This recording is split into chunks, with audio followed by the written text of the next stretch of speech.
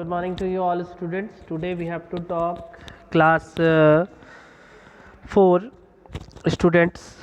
तो आप लोग सभी लोग जो है क्लास 4 के स्टूडेंट चैप्टर 14 को देखेंगे। ये आपका जो सिलेबस का आखिरी चैप्टर है बचा हुआ था, इसको हमको डिस्कस कराना बाकी था और फिर हम इसको कंप्लीट करा के डिस्कस करा के आगे बढ़ेंगे, ठीक ना। तो सबसे पहले अगर हम लोग इसमें बात करें तो हम लोग चैप्टर 14 में आवर राइट्स एंड ड्यूटीज़ के बारे में पढ़ रहे थे। हमारा अधिकार और हमारे कर्तव्यों के बारे में डिस्कस कर रहे थे, है ना। तो आवर राइट्स एंड ड्यूटीज़ में सबसे पहले हमारे अधिकार और हमारे कर्तव्य में सबसे पहले अगर बात करें तो डेमोक्रेसी का बात आता है। प्रजातंत्र, प्रजा जहाँ पे हम सभी लोग, हम सभी नागरिक जिस देश में रह रहे हैं उस देश के नागरिक, है ना, जब अपने किसी एक प्रतिनिधि को, अपने लीडर को चुनाव करते हैं, वोटिंग देते हैं और वही नेता, ठीक है, उस क्षेत्र का वेलफेयर करता है, उद्धार करता है, तो और डेमोक्रेटिक एंड फ्री कंट्रीज से हमें सर्टेन राइट्स और ड्यूटीज़ भी मिलते हैं। कुछ अधिकार और कुछ कर्तव्य जो है हमें प्रजातांत्रिक और आज़ाद भारत से मिले हैं, जिसको हम लोग फॉलो करते हैं। जैसे, और ये जो अधिकार और ये जो कुछ कर्तव्य जो हमें दिए गए हैं वो संविधान के द्वारा दिया गया है, ठीक है। तो संविधान के द्वारा हमें कुछ मौलिक अधिकार और कर्तव्य दिए गए हैं जिसका हम लोगों को पालन करना अनिवार्य है। इसमें हम लोगों ने ये भी देखा था इस चैप्टर में कि हमारा संविधान जो है वो क्या क्या चीज़ें देता है और कॉन्स्टिट्यूशन यानी संविधान किसे कहते हैं। सबसे पहले बात आता है कि संविधान किसको कहते हैं। तो a constitution is the body of laws and principles. संविधान जो है कानून और नियम पर आधारित है, जो जिस पर हमारा देश जो है वो शासन करता है, ठीक है। तो कॉन्स्टिट्यूशन का मेन फंडा क्या है? भारत का जो संविधान है वो क्या डिक्लेयर करता है, क्या बताने की कोशिश करता है, क्या डिक्लेयर करता है? ये डिक्लेयर करता है कि सारे नागरिक, all citizens have right to justice. सारे नागरिक जो भारत के नागरिक हैं उनको न्याय का अधिकार मिले, इक्वालिटी मिले,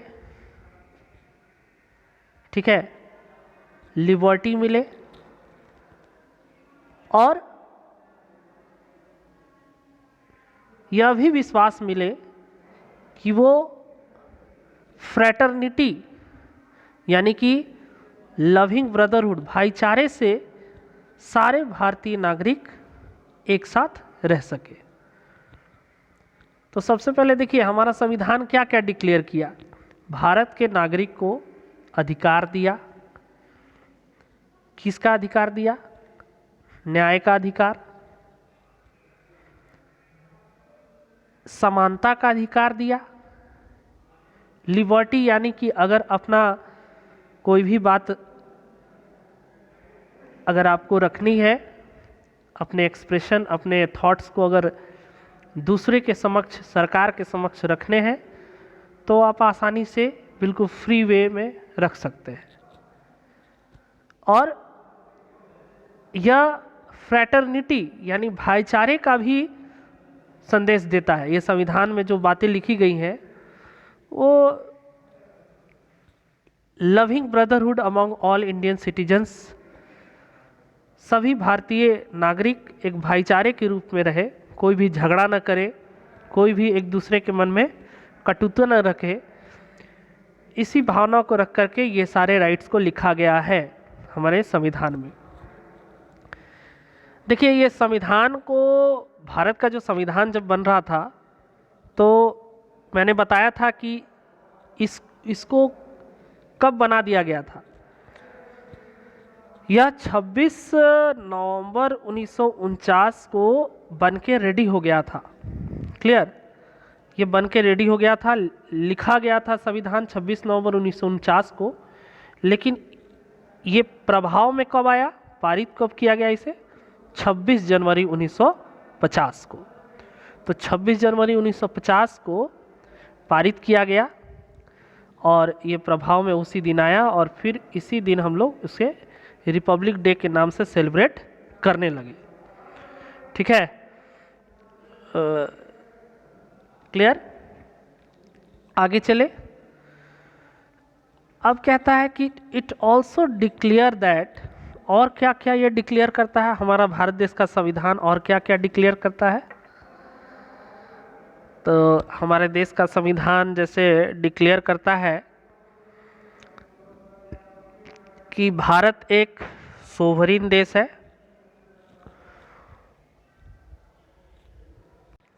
देखिए, हमारी जो संप्रभुता है, जैसे सोवरिन यानी संप्रभुता, फिर दूसरा है सामाजिकता, सोशलिस्ट, सेकुलर यानी धर्मनिरपेक्ष यानी हर धर्म को सम्मान देना, डेमोक्रेटिक यानी प्रजातांत्रिक, और रिपब्लिक यानी गणतांत्रिक।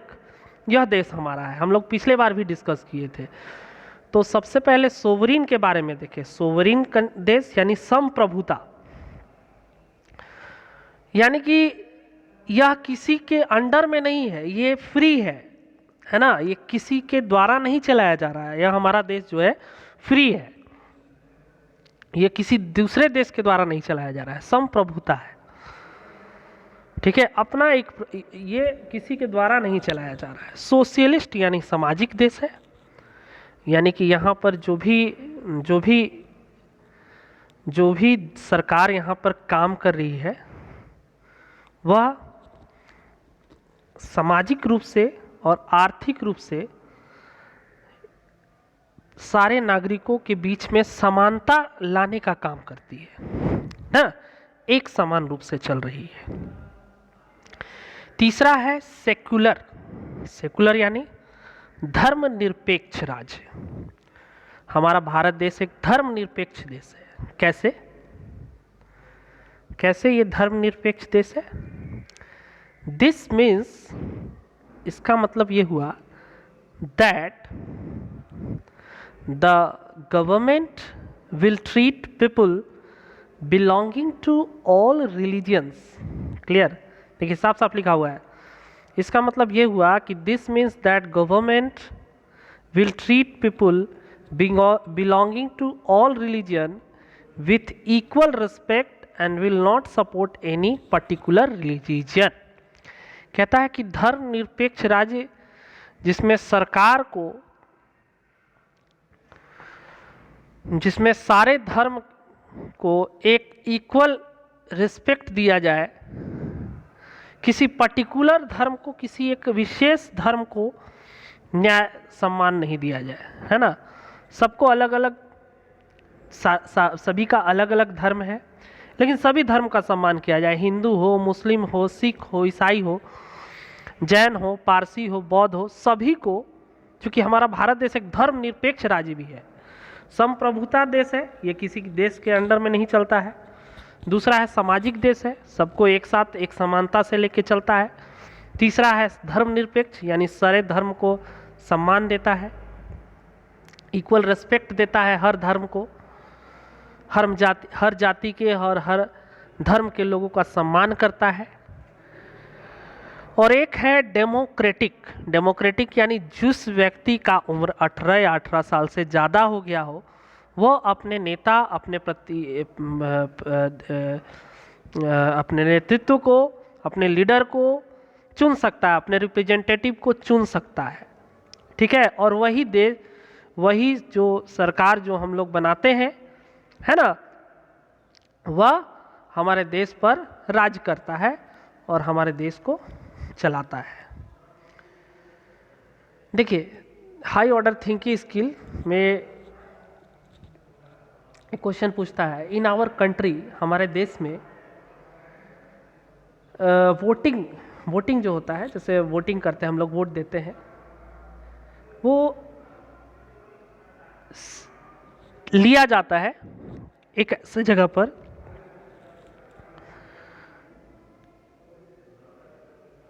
जहां पर एक सीक्रेट बैलेट होता है ना,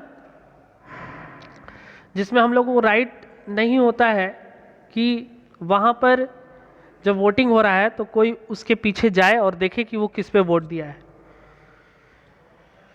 तो what is the importance of secret ballot in a democracy? Democracy में सीक्रेट बैलेट का क्या महत्व है, यही आपको बताना है। देखिए, बहुत सिंपल है कि सीक्रेट बैलेट का यहाँ पर इसका क्या महत्व है ना। तो देखते हैं। देखिए, ये पिक्चर क्या शो कर रहा है? इस पिक्चर में शो हो रहा है कि इसमें कोई भी सारे धर्म के लोग के लगे हुए हैं, हर जाति के लोग वोटिंग देने के लिए लगे हुए हैं, क्योंकि ये लोग अपने मत का प्रयोग कर रहे हैं, ये अपना मत को अपना अधिकार समझ रहे हैं, क्योंकि राइट टू वोट ये हमारा अधिकार है, मताधिकार, अपने मत का प्रयोग करना यह हमारा अधिकार है। क्योंकि एक वोट से कोई नेता जीतता है तो एक वोट से कोई नेता हारता है। तो हर जाति, हर धर्म के लोग जिनकी आयु 18 साल या 18 साल से ज़्यादा है, वो वोटिंग कर सकता है। क्लियर? यही हमारे भारत देश की खास बात है, यही हमारा भारत देश का संविधान का खास बात यह है। नहीं तो बाकी किसी देश में चले जाओ तो आपको ये अधिकार ही नहीं मिलता है कि आप फ्रीली वोट कर सकते हो, चाहे आप किसी धर्म के किसी दूसरे धर्म से हो और आप वहाँ पर कोई सेलिब्रेशन कर लो फेस्टिवल का, तो तुरंत आपको जेल में डाल दिया जाएगा, या वहाँ पर रिस्ट्रिक्शन है कि आप नहीं कर सकते हैं ऐसा। लेकिन हमारा ही भारत देश एक ऐसा देश है जहाँ पर आप क्या कर सकते हो, अपना सेलिब्रेशन कर सकते हो, कोई भी फेस्टिवल सेलिब्रेट कर सकते हो, है ना। यही हमारे भारत देश की खास बात है, हमारा संविधान का यही खास बात है। नेक्स्ट कहता है, justice is delivered by law courts. अगर कोई भी न्याय आपको नहीं मिल रहा है, जैसे आपके साथ कोई गलत है, कोई फ्रॉडस्टर हुआ है, क्या आप कोई लड़ाई में गलत हुआ है आपके साथ, तो आप कानून का सहारा ले सकते हैं। यह पिक्चर एक सुप्रीम कोर्ट का दृश्य दिखा रहा है जो दिल्ली में है, न्यू दिल्ली में है, उच्चतम न्यायालय। ठीक है, देखिए, एक होता है सिविल कोर्ट, एक होता है हाई कोर्ट और एक होता है सुप्रीम कोर्ट। सिविल कोर्ट जिसको निचली अदालत कहते हैं, दूसरा है हाई कोर्ट जिसको उच्च न्यायालय कहते हैं, और तीसरा है सुप्रीम कोर्ट जिसको उच्चतम न्यायालय कहते हैं। कहता है कि उच्चतम न्यायालय एक ऐसा न्यायालय है, supreme court is the highest court of the country, जहां पर आपका कोई भी केस हो, किसी तरह का केस हो, वह सॉल्व ही होगा, सॉल्व होना ही होना है ना। इसीलिए सुप्रीम कोर्ट में जब भी कोई मामला जाता है तो बहुत बड़ा जाता है, जो सरकार के खिलाफ होता है या कुछ ऐसे मामले होते हैं जिसको सुप्रीम कोर्ट सॉल्व करती है। कहता है कि आज हमारा संविधान जो है वो 70 साल पुराना हो चुका है।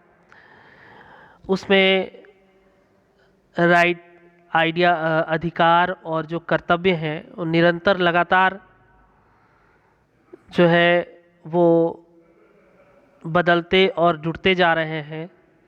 हजारों साल पहले हमारा जो प्राचीन भारत है इसमें महाभारत में और अर्थशास्त्र में कहा जाता था कि लोगों को अधिकार और कर्तव्य देना एक राजा का कर्तव्य होता है। लिखा गया है महाभारत में भी अधिकार और कर्तव्य दिए गए थे कौरव और पांडवों को। और अर्थशास्त्र में भी जो है वो अधिकार और कर्तव्यों का क्या हुआ था, आवागमन हुआ था। क्लियर। चलिए, कहता है कि जो भी व्यक्ति को राइट टू वोट के थ्रू आउट चुना जाता है डेमोक्रेटिक देश में, किसी भी प्रजातांत्रिक देश में हर एक महिला और पुरुष को जिसकी आयु 18 साल से ज़्यादा हो गई है या 18 साल है उसको वोटिंग देने का अधिकार होता है, चाहे वो किसी भी धर्म से हो, किसी भी जाति से हो, किसी समुदाय से हो, चाहे वो गरीब हो या अमीर हो, चाहे वो काला हो या गोरा हो। हर व्यक्ति को प्रजातांत्रिक देश में अपने मत का प्रयोग करने का अधिकार दिया गया है। क्लियर। आगे है रिपब्लिक। इन अ रिपब्लिक, एक गणतंत्र देश की क्या विशेषता होती है? चलिए देखते हैं। रिपब्लिक क्या होता है? रिपब्लिक यानी गणतंत्र। The head of the government is elected by the people of the country for a fix period of time. Republic से तात्पर्य है कि अगर जो हेड होता है सरकार का उसे लोगों के द्वारा चुना जाता है एक फिक्स्ड, एक सीमित समय के लिए, तो वही रिपब्लिक कहलाता है, वह देश रिपब्लिक कहलाता है। जैसे बहुत सारा ऐसा देश है जो रिपब्लिक स्टेट है, जैसे जहाँ पे जो है प्रेसिडेंट जो होते हैं वो रादर किंग और क्वीन होते हैं, वो मोनार्च कहलाता है ना। और कहीं कहीं प्रेसिडेंट होते हैं, जैसे प्रेसिडेंट का काम बस यही होता है कि भाई अपना सिग्नेचर एक बार कर लीजिए और उसके बाद बाकी जो सारा काम है वो प्रधानमंत्री करता है। प्रधानमंत्री के देख रेख में ही जो भी काम होते हैं वो होते हैं। तो हमारा भारत देश एक रिपब्लिकन कंट्री भी है, साथ ही साथ सोवरिन, सोशलिस्ट और सेकुलर कंट्री भी है और डेमोक्रेटिक कंट्री भी है। तो ये सब बातें हम लोग कॉन्स्टिट्यूशंस प्रीएम्बल ऑफ कॉन्स्टिट्यूशन में लिखी गई, जो प्रपत्र में जो लिखी गई बातें थी, इसको हम लोगों ने समझा। और आपको अगर समझ में नहीं आया हो तो आप वीडियो को पॉज कर करके और उसको अच्छे से अंडरस्टैंड कर सकते हो, क्योंकि फिर आपको वो ज़्यादा अच्छे से समझ में आएगा, ज़्यादा बेटर तरीके से आप उसको समझ सकते हो। तो अगले क्लास में फिर से हम लोग मिलेंगे और अच्छे तरीके से इसको अंडरस्टैंड करेंगे। तो तब तक के लिए बस आज इतना ही। एक दो पैराग्राफ और बचा हुआ है, राइट्स और ड्यूटीज़ हम लोग पढ़ेंगे। अभी 2-3 दिन और क्लास चलेगा इस चैप्टर का, उसके बाद फिर हम लोग ये चैप्टर को कंप्लीट कर लेंगे। तो तब तक के लिए thank you students for please visit and to watch the videos in SPDTG. Thank you and have a nice day. Thank you students.